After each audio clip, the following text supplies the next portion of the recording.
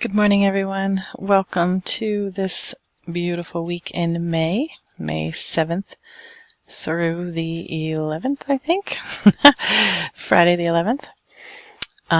Tomorrow, join us in class. We're going to start talking about technical schools. So I think whether you know what you want to go to school for or you don't know what you want to go, this is definitely a viable option for you. So please consider joining us for live class tomorrow to kind of introduce you to the week's work.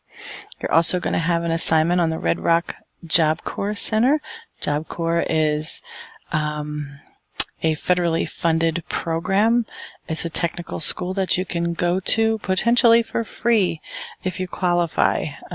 So I think it's important for you to know that that exists and how you can go there if you want to. And then we're also going to have you do an exploring project.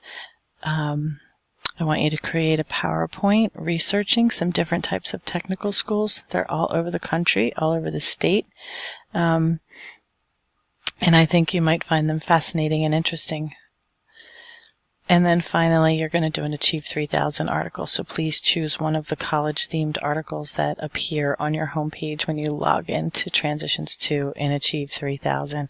And have a fantastic week.